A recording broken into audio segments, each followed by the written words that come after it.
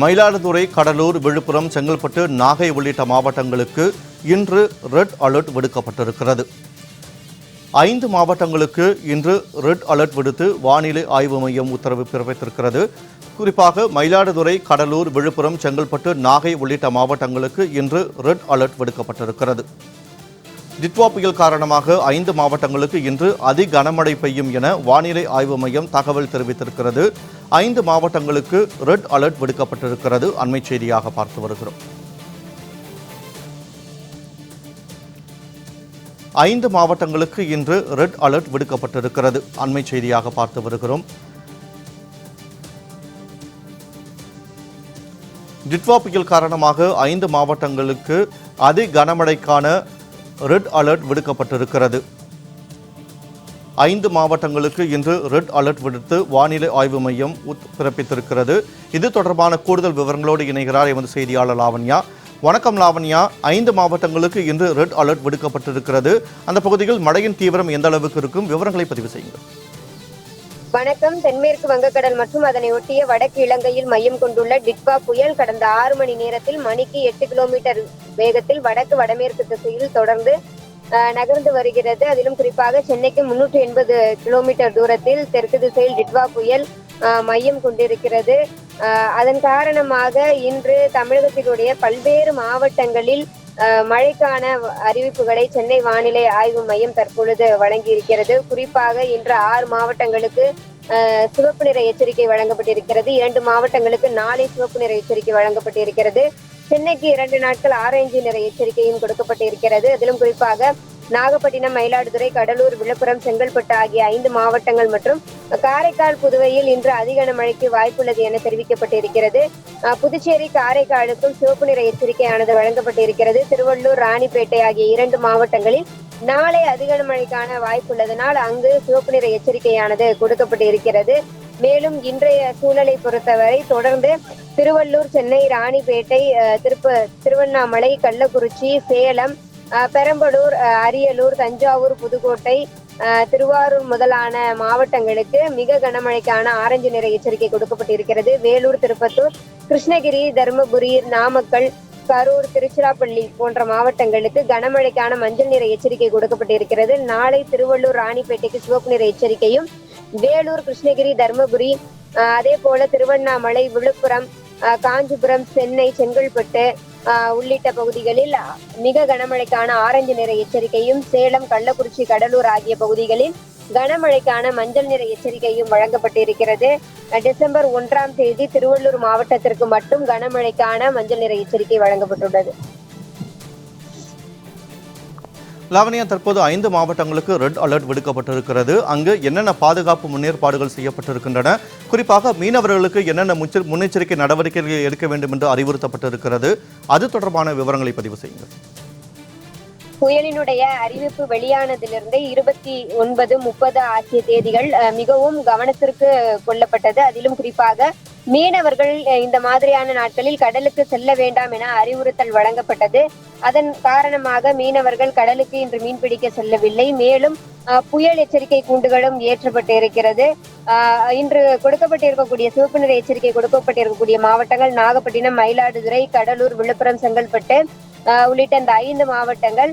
அதிலும் குறிப்பாக தொடர்ந்து இந்த மாவட்டங்களில் மீனவர்கள் கடலுக்கு செல்லவில்லை. மேலும் பல்வேறு பகுதிகளில் பரவலாக மழை பெய்து வருவதன் காரணமாக முன்னெச்சரிக்கை நடவடிக்கையாக தேசிய பேரிடர் மீட்பு குழுவினர் அந்தந்த மாவட்டங்களினுடைய முக்கிய பகுதிகளில் முகாமிட்டு இருக்கிறார்கள். அவர்களோடு மோப்ப நாய்கள் இருக்கிறது. அதே போல பாதுகாப்பு உபகரணங்கள் இருக்கிறது. எந்த மாதிரியான சூழலையும் சமாளிக்கக்கூடிய வகையிலே அவர்கள் பயிற்சி அளிக்கப்பட்டு பல்வேறு மாவட்டங்களுக்கு அனுப்பப்பட்டு இருக்கிறார்கள். மேலும் டெல்டா மாவட்டங்கள் மற்றும் இந்த கடலோர தமிழகத்தில் தொடர்ந்து பரவலாக மழை வெளுத்து வாங்கி கொண்டிருக்கிறது. அந்தந்த பகுதி மக்கள் அந்த மழையின் காரணமாக மிகவும் ஒரு அசௌகரியமான ஒரு சூழலை சந்தித்து வருகிறார்கள். சென்னைக்கு தற்பொழுது வரை பெரிய மழை பாதிப்புகள் இல்லை என்றாலும் இனி வரும் நேரம் செல்ல செல்ல மழையினுடைய தாக்கத்தை உணரக்கூடும் என எதிர்பார்க்கப்படுகிறது. காலை வேளைகளில் சென்னையை பொறுத்தவரை ஒரு பரவலாக மழை பெய்தது. அதே போல புறநகர் பகுதிகளிலுமே பரவலாக மழை பெய்தது. மேலும் சென்னையை சுற்றி இருக்கக்கூடிய அதாவது கடற்கரையை ஒட்டி இருக்கக்கூடிய பகுதிகளில் தரைக்காற்றினுடைய அளவு அதிகரித்து காணப்படுகிறது. லாவண்யா, சென்னையில் வரும் காலங்களில் படிப்படியாக மழை அதிகரிக்கக்கூடும் என்று தெரிவித்தீர்கள். தற்போது சென்னைக்கு என்ன மாதிரியான முன்னெச்சரிக்கை நடவடிக்கைகள் எடுக்கப்பட்டிருக்கின்றன? அரசு தரப்பில் என்னென்ன முன்னேற்பாடுகள் செய்யப்பட்டிருக்கின்றன? அது தொடர்பான தகவல்களை பதிவு செய்யுங்கள். மேலும் கடந்த வருட வடகிழக்கு பருவமழையை காட்டிலும் இந்த வருட வடகிழக்கு பருவமழையினுடைய தாக்கம் சென்னைக்கு 32% குறைவாகத்தான் இருக்கிறது. சென்னையின் மாவட்டத்தினுடைய வடகிழக்கு பருவமழை இன்று வரை இயல்பை விட 32% குறைவாக தான் பெய்திருக்கிறது. சென்னையில் இயல்பான நிலையில் 641.0 மில்லிமீட்டர் மழை பொழியும் நிலையில் இன்று வரை 436.4 மில்லிமீட்டர் மழை மட்டுமே பொழிந்துள்ளது என சென்னை வானிலை ஆய்வு மையம் தெரிவித்திருக்கிறது. ஆனால் தமிழ்நாட்டை பொறுத்தவரை வடகிழக்கு பருவமழை 3% கூடுதலாக பெய்திருக்கிறது. தமிழ்நாட்டில் வடகிழக்கு பருவமழை தொடங்கியதிலிருந்து இன்று வரை 3% கூடுதலாக பெய்துள்ளது. அந்த வடகிழக்கு பருவமழை இயல்பான நிலை 348.5 மில்லிமீட்டர் மழை பொழியும் நிலையில் இன்று வரை 357.4 மில்லிமீட்டர் மழை பொழிந்துள்ளது. நவம்பர் மாதத்தினுடைய தொடக்கத்தில் ஒரு நல்ல மழை பொழிவை சந்தித்து இருந்தாலும் இடையில் ஒரு மந்தமான சூழல் காணப்பட்டது. மழையினுடைய அளவு படிப்படியாக குறைந்திருந்தது. மேலும் நவம்பர் 20ற்கு பிறகு பரவலாக மழையை வட தமிழகத்தில் எதிர்பார்க்கலாம் என கணிக்கப்பட்ட நிலையில் அவ்வாறே டிட்வா புயலாக உருவானது. அதன் காரணமாக வட தமிழகத்தினுடைய பல்வேறு பகுதிகளில் ஒரு பரவலான மழை பொழிவானது இருந்தது. மேலும் இனி வரும் நேரங்களில் டிட்வா புயல் சற்று நெருங்க மழையினுடைய அந்த தாக்கம் இருக்கக்கூடும் எனவும் எதிர்பார்க்கப்படுகிறது. ஆனால் டெல்டா மாவட்டங்களில் மழையினுடைய தாக்கம் அதிகமாக இருக்கும் என வானிலை ஆய்வாளர்கள் கூறுகிறார்கள். லாவண்யா, இந்த டிட்வா புயலால் மழையின் தாக்கம் மட்டும்தான் அதிகமாக இருக்குமா? காற்றின் வேகம் எந்த அளவுக்கு இருக்கும்? காற்றின் பாதிப்பு எந்த அளவுக்கு இந்த மாவட்டங்களில் இருக்கக்கூடும்? அது தொடர்பான தகவல்கள். புயல் என்றாலே காற்றினுடைய வேகம் அதிகரித்து காணப்படும். கடலினுடைய பரப்பிலிருந்து பார்த்தீர்கள் என்று சொன்னால் 45 கிலோமீட்டர்ல இருந்து ஒரு 50 கிலோமீட்டர் அளவிற்கு இந்த சூறாவளி காற்றானது வீசக்கூடும். அது படிப்படியாக இடையிடையே 55 முதல் 60 வரை வீசக்கூடிய ஒரு சூழலும் இருக்கிறது. இருப்பினும் அந்த சூறாவளி காற்று கடலில் வீசும் பொழுது தரைக்காற்றினுடைய அளவும் அதிகரித்து காணப்படும். மேலும் காலை முதற்கொண்டு இந்த கடற்கரையை ஒட்டியிருக்கக்கூடிய பகுதிகளில் தொடர்ந்து தரைக்காற்றினுடைய அளவானது அதிகரித்து வருகிறது. கடற்கரையில் இருக்கக்கூடிய மணல் பரப்புகள் எல்லாம் சாலையில் இறங்கக்கூடிய அந்த நிகழ்வானது இருக்கிறது. தொடர்ந்து இந்த மழையை எதிர்நோக்கி இருக்கிறோம்.